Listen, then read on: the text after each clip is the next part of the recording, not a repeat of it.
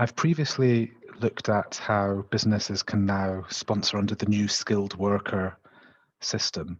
I want to now focus on a couple of areas which have been facing real shortages recently, looking at Vietnamese and Thai restaurants in particular, and how they can now sponsor chefs. So we had these big changes from the 1st of December 2020, which has made it possible to sponsor chefs.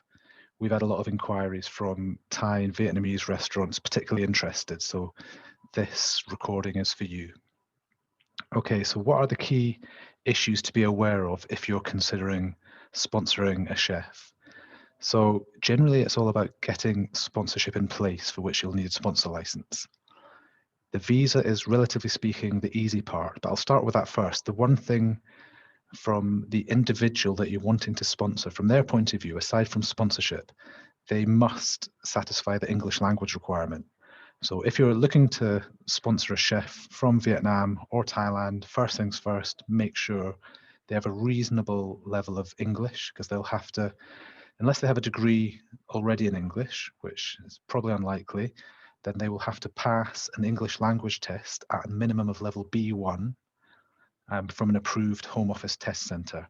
And that has to be passed in speaking, listening, reading and writing. So all four components, they have to pass English language test. As well as that, they'll have to get a TB test within 6 months of arrival. That should be easy to sort out. They have to, the individual has to meet the financial requirement, but as a sponsor, you can just tick a box to what's called certify their maintenance, which means they don't have to evidence any savings at all if you can just certify maintenance for them. It's something that you do when you assign the certificate to them. So just going back to, well, what's required in terms of you, the employer, sponsoring the chefs. So some key points. First of all, you have to be paying them a minimum salary. Okay, so normally that's going to be 25,000, at least 25,600. That's if they're what's called an experienced worker.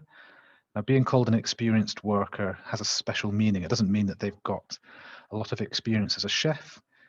It means that they're over 26 years old normally. Okay, and so it's 25,600. So if you can't pay that, that's normally means you can't sponsor them. There is a few exceptions. The main one is if they're under 26 years old, then they are classed as what's called a new entrant, and they have a much lower rate. They could be paid as little as 20,480.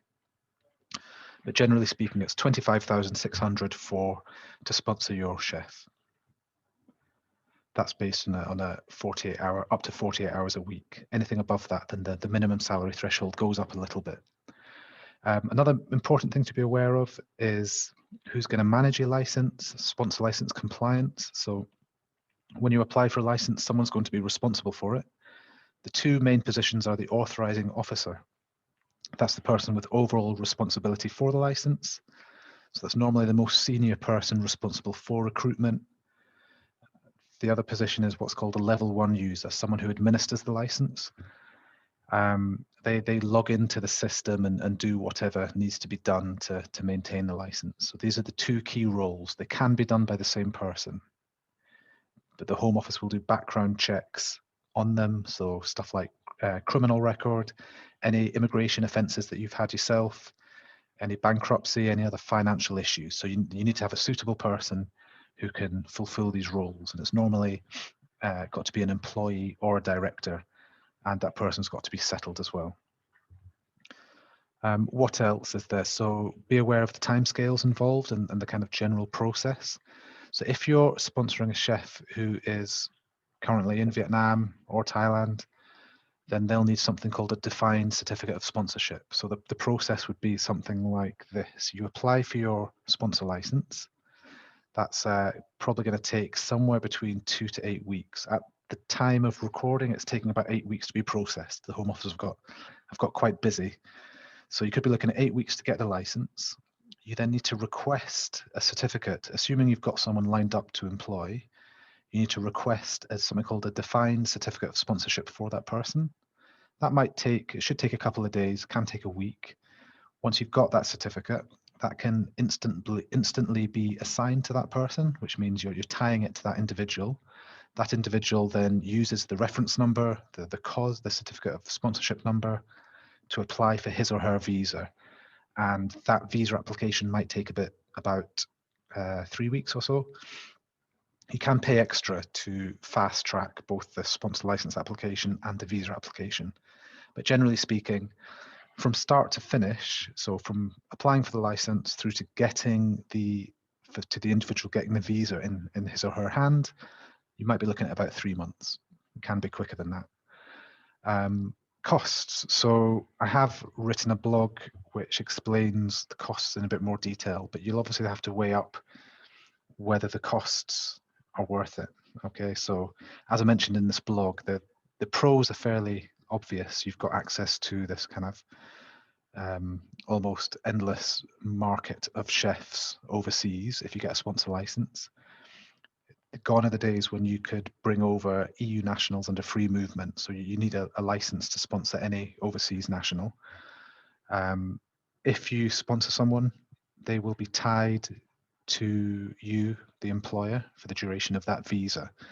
So you would hope that by sponsoring someone, you're getting their loyalty. There's no doubt that there are getting a license is basically a bit of a hassle. It can be a bit time consuming, and there are costs associated with it. The license is £536 if you're classed as a small business, or more than double that if you're classed as a medium or large business. There are other costs such as the immigration skills charge, which is £364 per year to sponsor the chef, or £1,000 per year if you're a medium or large business. There are also visa fees which the individual has to pay. That's not really your concern unless you want to optionally cover it. So yeah, just check out my blog for full details of the costs. But yeah, I mean, if you think that this is for you, you can either apply yourself, and we do have a very detailed guide on how to apply, or you can enlist the help of ourselves. We can guide you through the whole process. So advise you on what documents are required, complete the application for you, write a detailed cover letter, really framing your case in a way that we know should lead to approval by the Home Office, and guide you through all the kind of subsequent steps around sponsorship up until that person gets their visa. So please do have a look at our website and do get in touch if you're interested in sponsoring a chef.